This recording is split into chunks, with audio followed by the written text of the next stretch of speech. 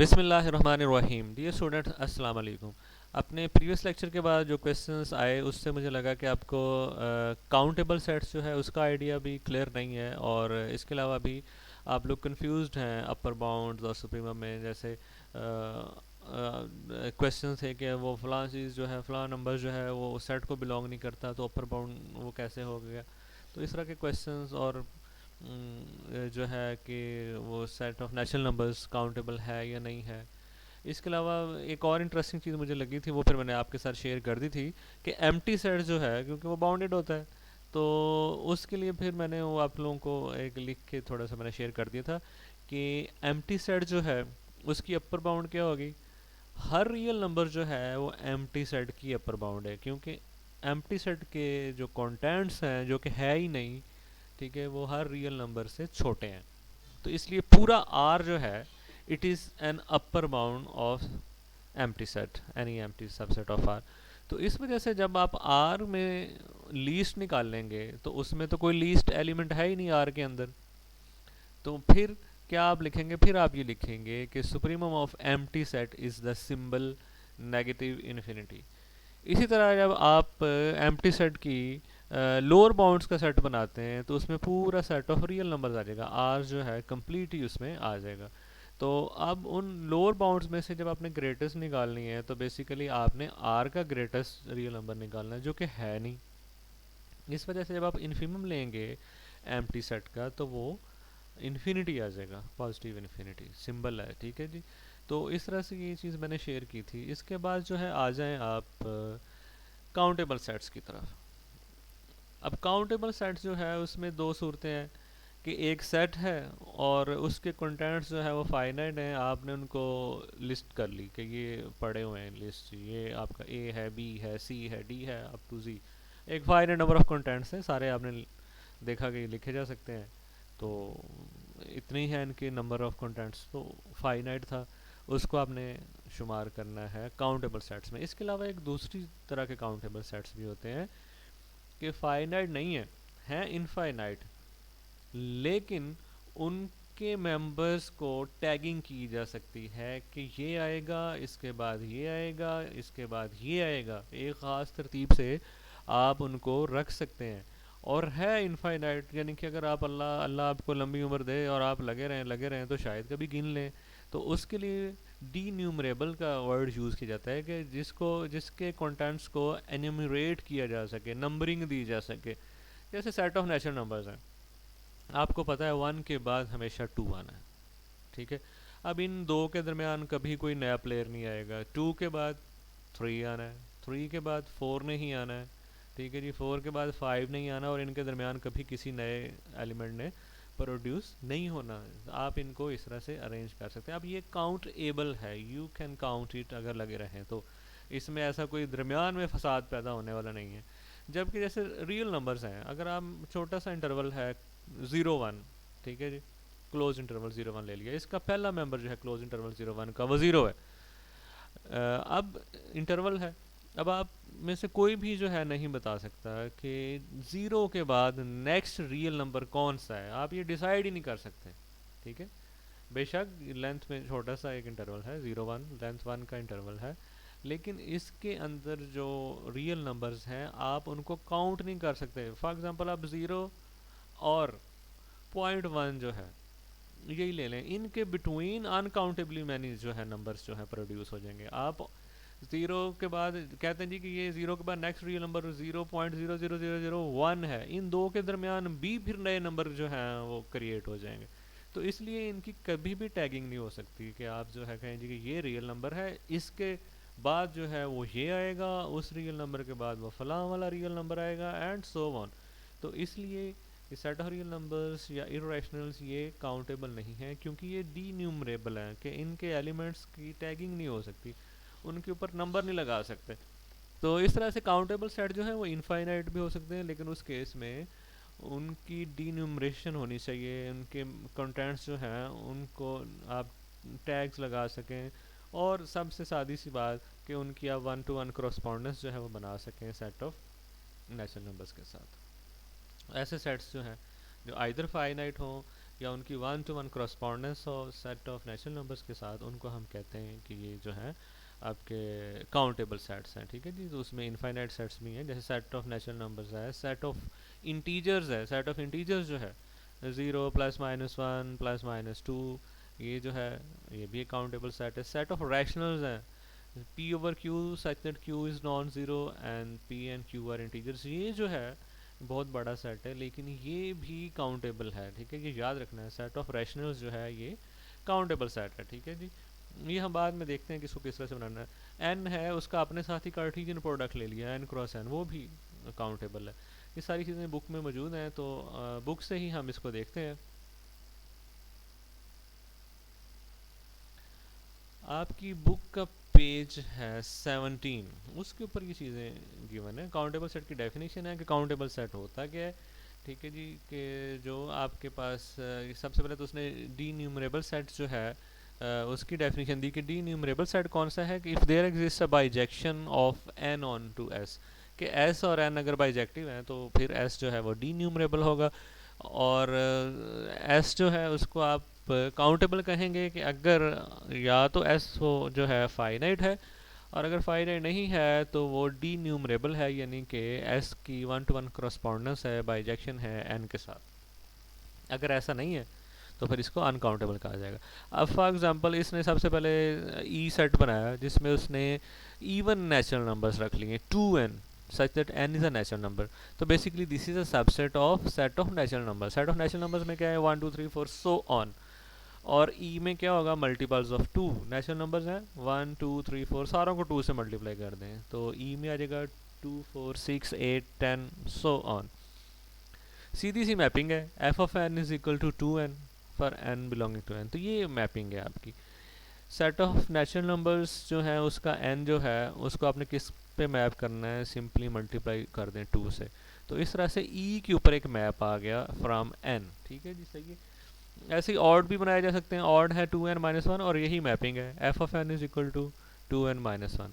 अच्छा जी। अब बाइजेक्शन के लिए आपको पता है कि जब भी मैपिंग डिफाइन करते हैं सबसे पहले इसको वेल डिफाइंड चेक कर लेंगे। आपने खुद से करना है, इसकी प्रैक्टिस करें, इसको इन राइटिंग लेके आएँ और ग्रुप में जो है शेयर करें, या जैसे भी आप मुझे शेयर करना चाहें, ताकि आप जो है इन चीज़ों को सीख सकें।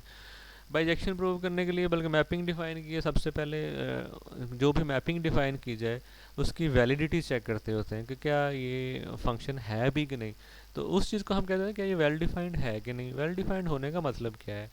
वेल डिफाइंड होने का ये मतलब है कि अगर आप एक पर्टिकुलर इधर से आपकी जो डोमेन है उधर से कोई एलिमेंट चूज़ करते हैं तो क्या उसका एक यूनिक इमेज बनता है कि नहीं। अगर एक से ज़्यादा इमेज बनते हैं तो फिर तो वो वेल डिफाइंड ही नहीं है, मैप ही नहीं है। ठीक है, फिर तो बात ही ख़त्म होगी। वेल डिफाइंडनेस चेक कर लें। ठीक है जी। उसके बाद आपने जो बाइजेक्शन के लिए वो ज़रूरी है कि हर एक का एक जो है प्री इमेज हो। ठीक है। फॉर एग्ज़ाम्पल आप एक ज़ीरो मैप डिफाइन करते हैं। आप क्या करते हैं जी कि जैसे आपके पास सेट ऑफ नेचुरल नंबर से इंटीजर्स के ऊपर, क्योंकि वहाँ पे ज़ीरो है, इसमें तो ज़ीरो है नहीं।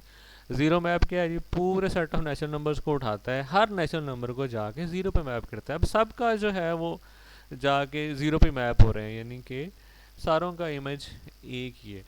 यानी कि अगर आप ज़ीरो के प्री इमेजेस लिखेंगे तो पूरा सेट ऑफ नेचुरल नंबर आ जाएगा। तो इसका मतलब क्या है कि अब ये आपका इंजेक्टिव नहीं है। इंजेक्टिव क्या है कि आप इमेज को देखते हैं कि क्या उसका एक ही प्री इमेज है। ठीक है जी।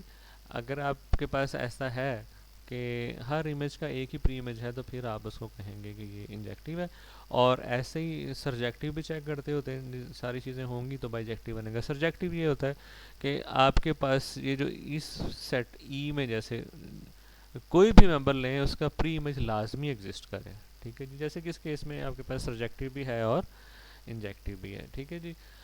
अच्छा, नेक्स्ट जो है उसने प्रूव किया है this set C of all integers is denumerable. तो इसकी भी उसने 1 to 1 करस्पॉन्डेंस बनाई है सेट ऑफ इंटीजर्स की सेट ऑफ नेचुरल नंबर्स के साथ। ठीक है जी। तो उसने बड़ी सादी सी ये एक आपके पास वो मैपिंग इसमें काफ़ी सारी बन सकती है, जिसमें से एक मैंने आपके लिख दी है।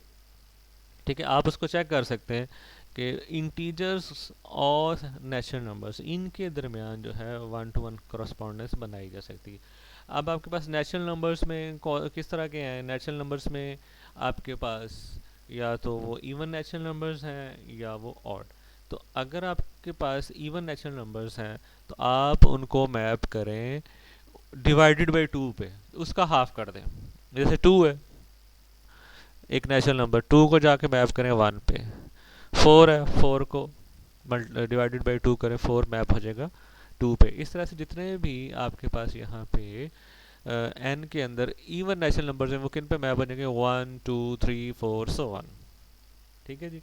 अच्छा, अब जब आपने बाकी जो है ऑड उनको मैप करना, तो थोड़ा सा एक स्टेप पीछे ला के मैप करना है, ताकि यहाँ पे जो ज़ीरो है उसका भी प्री इमेज बन जाए। तो आपने क्या करना है कि अगर कोई ऑड नेचुरल नंबर है तो उसको आपने मैप करना है n-1/2 और फिर नेगेटिव लगा के। ठीक है, ये मैंने यहाँ पे आपके लिए पीडीएफ में लिखा था, ये मैंने लिख दिया है एहतियातन कि आप जो है इसको देख लें कि आपने एफ एन से जी पे कैसे डिफाइन करना है। F of N is equal to n/2 अगर आपका जो है एन वो इवन है, और नेगेटिव ऑफ n-1/2 अगर आपका एन ऑड है। तो इस तरह से जितने भी नेचुरल नंबर्स इवन है वो किन पे जाके मैप होंगे? वो मैप होंगे 1 2 3 4 5 6 7 पॉजिटिव इंटीजर्स के ऊपर। ठीक है जी। और जितने भी ऑड आपके पास नेचुरल नंबर्स हैं वो मैप होंगे ज़ीरो। जैसे 1 पहला ऑड है, 1 किस पे मैप होगा? 1-1, तो वो जाके ज़ीरो पे मैप हो गया। नेक्स्ट जो है ऑड क्या है? 3, 3 किस पे मैप होगा? 3-2/2 -1 पे, 3 -1 पे हो गया। 5 जो है वो -2 पे हो जाएगा, एंड सो ऑन। तो इस तरह से एक 1-to-1 करस्पॉन्डेंस जो है आप बना सकते हैं between natural numbers and integers. तो इस तरह से सेट ऑफ इंटीजर्स जो है उसको भी आप कह सकते हैं, यानी कि बन गया है अब। वो भी एक डी न्यूमरेबल सेट है, मीन काउंटेबल हो गया। नेक्स्ट जो है वो बड़ी इंटरेस्टिंग एक आपके पास एक और एग्जांपल है। आपने n का कार्टेशियन प्रोडक्ट n के साथ लिया और ये भी काउंटेबल है। ठीक है जी। काउंटेबल सेट्स को समझने के लिए इन सारी चीज़ों को पढ़ लीजिएगा। अब इसमें पेयर्स होंगे, n क्रॉस n में पेयर क्या होंगे जी? नेचुरल नंबर्स के पेयर्स होंगे। अब दो नेचुरल नंबर्स जो हैं उनको जब ऐड किया जाए तो मिनिमम नंबर जो आप बनाते हैं, नेचुरल नंबर्स कहाँ से स्टार्ट होते हैं? 1 से। तो 1 + 1 2। तो आपने क्या किया? आपने तरतीब लगा ली, सबसे पहले कम सम वाला, ताकि कोई मिस ना हो।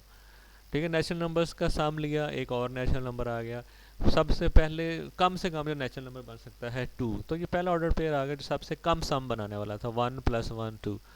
उसके बाद दो नेचुरल नंबर्स जो हैं उनका नेक्स्ट सम कौन सा नेचुरल नंबर हो सकता है? वो हो सकता है 2 के बाद 3। तो वो दो पॉसिबिलिटी हैं, 1 2 और 2 1। 1 + 2 भी 3 हो गया, 2 प्लस नेक्स्ट सम होना चाहिए 4। 4 में क्या होगा? 1 3 2 2 3 1। ठीक है, आपने ये देखिए यहाँ पे 1 2 3 लिख लिया, साथ लिख लिया आपने 3 2 1। नेक्स्ट 1 2 3 4 और दूसरी जगह पे लिख लिया 4 3 2 1। तो इस तरह से आपके पास एक ये वाली फॉर्म बन जाएगी। आपने यहाँ से लिखना शुरू किया, ये जो है इनका सम 2 है, इन दोनों में सम 2 + 1 2 + 1 + 2 3 है, 1 + 3 4, 2 + 2 4, 3 + 1 4। तो इस तरह से ये आपके पास सूरत हाल जो है वो बन गई है, ये वाली। ठीक है जी। अच्छा जी, अब ये एक मैपिंग जो है ऊपर गिवन है, H m + n = 1/2 m + n - 2 और multiplied by m + n - 1 + m। अब ये इस ऑर्डर पेयर को लेके जाएगा 1 पे, इसको लेके जाएगा 2 पे, इसको लेके जाएगा 3 पे। ठीक है जी। आप इसमें m और n लगा के देख सकते हैं। ये मैंने साथ लिख दिया है कि ये किस पे जाएगा, ये किस पे जाएगा। तो इस तरह से ये आपके पास जाएगा 1 2 3 4 5 6 7 8 9 10। और फिर यहाँ पे ऊपर से कहीं आपका आएगा 1 4, सॉरी ये आपका हो गया है 1 4, तो ये था 1 5। ठीक है जी। 1 5 2 4 3 3 4 2 और 5 1। ठीक है, नेक्स्ट स्टेप ऐसे डायगोनल में चलता जाना आपने। तो आप प्रूव कर सकते हैं कि ये जो फंक्शन है ये बाइजेक्शन है। जब बाइजेक्शन हो गया तो इसका मतलब क्या होगा कि आपका जो n क्रॉस n है वो भी जो है डी न्यूमरेबल हो गया, और यानी कि इन अदर सेंस काउंटेबल हो गया। उसकी 1-to-1 करस्पॉन्डेंस बन गई सेट ऑफ नेचुरल नंबर्स के साथ। ठीक है जी। अच्छा जी, ऐसे ही आप जो है, अब जैसे यहाँ पे छोटे छोटे रिजल्ट्स इनको पढ़ लीजिएगा। दो सेट्स हैं, एक जो है दूसरे का सबसेट है। अगर छोटा सेट जो है वो काउंटेबल नहीं है तो बड़ा भी काउंटेबल नहीं होगा, और अगर बड़ा काउंटेबल है तो लाजमी है कि छोटा भी काउंटेबल हो। ठीक है जी, ये इनका रिलेशनशिप है। ठीक है, ये बिल्कुल यानी कि अंडरस्टैंडेबल है कि अगर ये छोटा सेट जो है ये काउंट नहीं हो सकता तो बड़ा भी नहीं हो सकता, और अगर बड़ा काउंटेबल है तो ऑफ कोर्स उसका सबसेट भी काउंटेबल होगा। ऐसे ही आपने इन चीज़ों को भी पढ़ लेना है। ठीक है जी।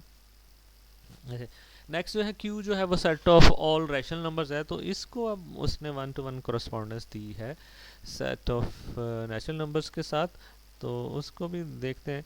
बेसिकली अब इसमें भी क्या है जी, इसमें सबसे पहले उसने इसके हिस्से बना लिए positive rational numbers. Positive rational numbers को उसने बेसिकली जब पॉजिटिव रैशनल नंबर्स बनाएगा तो वो जो सेट ऑफ नेचुरल नंबर्स हैं सिंपली या पॉजिटिव इंटीजर्स जो हैं, पॉजिटिव इंटीजर्स क्या हैं, basically natural numbers. Positive integers 1 2 3 4 so on. तो ये जो set of positive rational numbers हैं वो ऑल पॉसिबल रेशियोज हैं नेचुरल नंबर्स की। ठीक है, ये क्यू प्लस लिखा है। ठीक है, आपने देखना है इसको ध्यान से, this is Q plus. Basically Q plus अगर काउंटेबल है तो जितना इसका काउंट होगा, अगर उनके साथ नेगेटिव लगा दिया जाए तो उतने ही नेगेटिव रियल नंबर्स होंगे।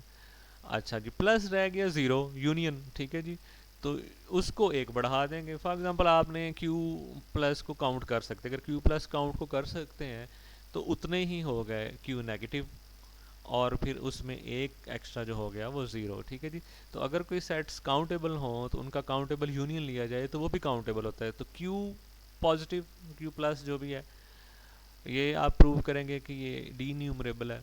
इन सारों के साथ जब आप नेगेटिव लगा देंगे तो क्यू नेगेटिव बन जाएगा, वो इतना ही होगा, वो भी आपका काउंटेबल हो गया क्योंकि ये काउंटेबल है, डी न्यूमरेबल है, वो उतना ही साइज उसका है। और यूनियन सिंगलटन सेट ज़ीरो। अच्छा, इसके लिए अब आपने क्या, इसने क्या किया, अब इसमें कोई नई टेक्निक नहीं है। जैसे आपने ये पेयर्स बनाए थे ऐसे ही इनके फ्रैक्शंस बना दें। जैसे आपने 1 + 1 2 किया था वैसे ही वहाँ पे आप बना दें 1/1। ठीक है जी, जैसे ये आपके पास लिखा हुआ है। फिर नेक्स्ट वो वाले जैसे जिनका दोनों का सम जो है वो 3 आ रहा है, इनका सम 1 आ रहा है, इन दोनों का सम 3। ऊपर आपने 1 2 लगाते जाना है, नीचे जो है वो 2 से शुरू करना है और डिक्रीज करते जाना। फिर आप लिख लेना है 1 2 3, नीचे काट देना है 3 2 1। बड़ी प्यारी टेक्निक है, इसको आप पढ़िएगा। फिर आपने करना है 1 2 3 4, और 1 के नीचे 4, 2 के नीचे 3, 3 के नीचे 2, 4 के नीचे 1। तो इस तरह से आपका कोई रैशनल नंबर मिस नहीं होगा, ऑल पॉसिबल रैशनल नंबर्स आपके पास तैयार हो जाएंगे। इनको भी आपने डायगोनल में लिख लेना जैसे उसने लिखा है। पहले वाला रैशनल नंबर ये आ गया 1/1, फिर उसने इस तरह से लिखा 1/2, 2/1। फिर ये दूसरे हो गए जिनके पी प्लस क्यू जो है उनका सम 4 है।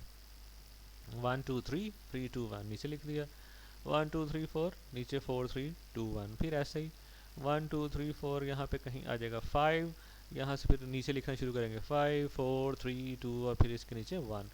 अच्छा जी, अब इसकी भी मैंने मैपिंग जो है उधर लिखी थी, उसको देख लेते हैं। ठीक है, मैपिंग सिंपली वही है। अच्छा, मजे की बात यह है कि वही मैप जो ऊपर लिखा था अब भी वही है। अब आपने जो पेयर्स थे पहले लिखे हुए, एम एन को लेके गए थे 1 2 3 4 के ऊपर। ठीक है, नेचुरल नंबर्स के ऊपर आप एन क्रॉस एन से मैप डिफाइन किया था और ये एक नेचुरल नंबर बन गया था, जैसे यहाँ पे नज़र आ रहा है 1 1 जाके 1 पे मैप हो गया, ये 2 पे हो गया, ये 3 पे हो गया। तो एन क्रॉस एन से आपने एन पे मैपिंग डिफाइन कर दी। अब यहाँ पे क्या है जी, आपने m/n को जाके नेचुरल नंबर्स पे डिफाइन कर देना। तो q प्लस को सेट ऑफ नेचुरल नंबर्स पे डिफाइन करना वही मैप है। इसको भी आप बाइजेक्शन प्रूव कर सकते हैं। ठीक है, कुछ की इमेजेस मैंने लिखी हुई हैं, ये 1 पे जाएगा, ये 2 पे, 3 पे, 4 पे, 5 पे, 6 पे, 7 8 9 10, फिर यहाँ वाला सीधा सीधा। ठीक है जी, 11, ये 12 13 14, और जो यहाँ नहीं लिखा हुआ वो 15। तो इस तरह से आप इसको प्रूव कर सकते हैं कि ये आपके पास बाइजेक्शन है। तो ये आपने याद रखना है कि यानी कि काउंटेबल सेट से मुराद हमेशा ये नहीं कि वो फाइनाइट ही होगा। ठीक है जी, जो भी डी न्यूमरेबल सेट हैं वो भी आपके काउंटेबल हैं। जैसे अभी आपने देखा set of rational numbers countable है, set of integers N cross N, ये सारे काउंटेबल हैं। काउंटेबल सेट्स के काउंटेबल नंबर में अगर यूनियन लिए जाएँ यानी कि सेटों की तादाद काउंटेबल है, और उसके अंदर कलेक्शन के अंदर हर सेट इटसेल्फ काउंटेबल है, उनका यूनियन भी काउंटेबल होगा। तो इस तरह से अब आपने इन चीज़ों को देख लेना। नेक्स्ट दोबारा से हम थोड़ा सा देखते हैं कि बाउंड्स, अपर बाउंड्स और लोअर बाउंड्स। ठीक है जी। अपर बाउंड सिंपली ये चीज़ है कि आपका सेट उनको क्रॉस करके उनके राइट पे ना जा सके। जैसे आपका ये सेट मैंने एक बनाया हुआ है, वही जो पहले था, ताकि आप उस लेक्चर के साथ आप जुड़ जाएं। 1/n, ठीक है जी। इसमें आप नेचुरल नंबर बढ़ाते जाएं। सेट 1 है, फिर नेक्स्ट नंबर उससे 1 लगाया 1, नीचे 2 लगाया 1/2, और एलिमेंट छोटे छोटे होते जाएंगे और ज़ीरो की तरफ मूव करते जाएंगे। ज़ीरो नहीं आएगा कभी भी इसमें। तो यहाँ से लेके ये जो छोटी सी ब्रैकेट नज़र आ रही है और 1 तक, ये सारा है आपका सेट। अब ये सेट यहाँ पे नहीं जा सकता। इस सेट का जैसे 1/2 है, 1/2 में लूँगा, ये अपर बाउंड नहीं है। क्यों? सेट का एक एलिमेंट ऐसा है जो इसको क्रॉस करके इसके राइट पे मौजूद है। 1/2 is not an upper bound. ऐसे ही 1/2 is not a lower bound of the set. Reason क्या है कि लोअर बाउंड जो होती है वो सेट को अपने से पीछे लेफ्ट साइड पे नहीं शिफ्ट होने देती, लेकिन सेट के कंटेंट्स 1/2 से पीछे भी पड़े हुए हैं। तो यहाँ पे जितने भी नंबर हैं, फॉर एग्जांपल यहाँ पे मैं 3 ले लेता हूँ। 3 is also an upper bound of set. क्यों? उससे राइट पे सेट का कोई एलिमेंट नहीं है। यहाँ पे अगर मैं -4 ले लेता हूँ, this is the lower bound of set. क्यों? उससे लेफ्ट पे सेट का कोई एलिमेंट नहीं है। तो जो इसको राइट साइड से रोक रहा है आगे जाने से, वो इसकी अपर बाउंड है। जो लेफ्ट साइड से पीछे मूव करने से रोक रहा है, वो इसकी लोअर बाउंड है। ये भी लोअर बाउंड, और इससे पीछे सारी इसकी लोअर बाउंड्स हैं। क्यों? सेट यहाँ से पीछे नहीं जा रहा, हर एक ने उसको लोअर साइड से बाउंड किया हुआ है, उसकी रुकावट बने हुए हैं। ये भी जो है अपर साइड से उसको उन्होंने बाउंड किया हुआ है।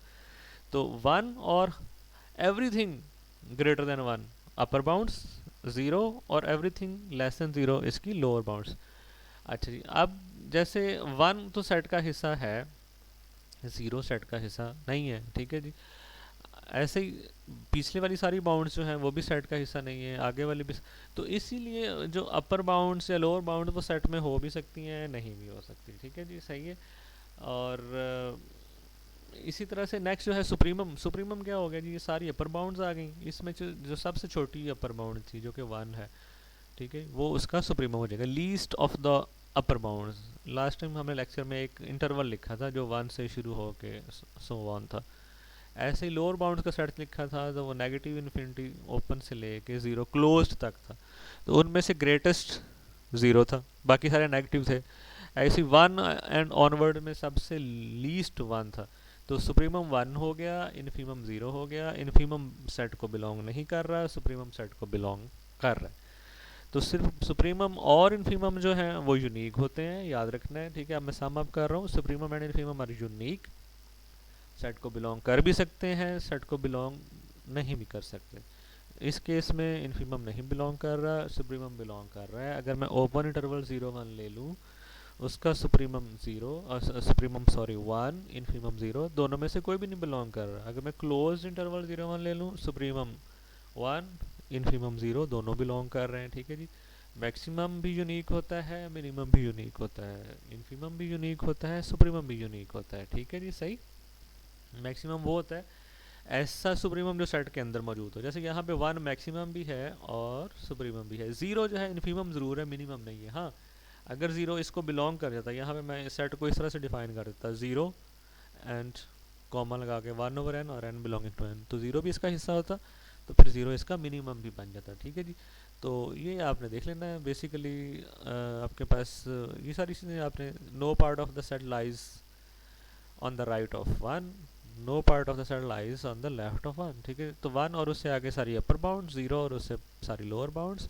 ठीक है, अपर बाउंड होने के लिए ये कंडीशन है कि सेट के elements they must be less than equal to U. Lower bounds होने के लिए ये कंडीशन है all elements of set A जो है they must be greater than equal to L. Okay, next जो है मैंने आपसे प्रॉमिस किया था जी कि आप प्रूव करेंगे कि there is no rational number whose square is equal to 2। ठीक है जी, ये आपने प्रूव करना है। तो बेसिकली ये थ्योरम इस लिहाज से रिजल्ट जो है इम्पोर्टेंट है कि ये हमें ये तसल्ली देता है कि हमारे पास ऐसे नंबर्स, रियल नंबर्स के अंदर मौजूद हैं जो रेशियो के फॉर्म में नहीं लिखे जा सकते। यानी कि set of rational numbers, set of real numbers सिर्फ रैशनल्स, नेचुरल और ये वो, वैसे तो ये नेचुरल जो है ये भी रैशनल का सबसेट है। ठीक है जी। तो इसका मतलब क्या है कि रैशनल्स के अलावा भी जो है कुछ ऐसे नंबर हैं जो ना इनमें से नहीं है, एग्जिस्टेंस देता है कि exist such number, such real number which are not rational. उसके लिए एक छोटा सा प्रूफ है कि there does not exist a rational number R whose square is equal to 2। इसका मतलब क्या है कि 2 स्क्वायर रूट जो है वो इरेशनल है, ठीक है, square root of 2 is irrational. या यूं कह लें कि 2 can not be obtained by squaring any rational number. अच्छा, हम इसको प्रूव करते हैं बाय कंट्राडिक्शन। हम ले लेते हैं कि जी हमने तो प्रूव करना है कि ऐसा कोई रैशनल नंबर नहीं है जिसका स्क्वायर लिया जाए तो वो 2 आ जाए। हम कहते हैं जी है, हमारे पास एक ऐसा रैशनल नंबर आर है जिसका स्क्वायर इज इक्वल टू 2 है, रैशनल है। तो रेशियो की फॉर्म में आ गया, पी एंड क्यू इंटीजर्स हैं, क्यू जो है वो ज़ीरो नहीं है, और ये जो आपके पास रेशियो है ये सिंपलेस्ट फॉर्म में है, यानी कि इनका कॉमन डिवाइज़र जो है 1 के अलावा कोई नहीं है, जीसीडी इज 1। साथ में थोड़ा सा बता दिया कि मतलब क्या है, यानी कि ये पी ओवर क्यू 21/35 की फॉर्म में नहीं होना चाहिए। इनके अगर कोई कॉमन डिवाइज़र हैं तो उनको 1 के अलावा ख़त्म होना चाहिए, जैसे 3/5 है। Now G C D of 3 and 5 is 1। तो ये आपका R P over Q simplest form में है, और एंड पे हम इसी चीज़ की कंट्राडिक्शन निकालेंगे।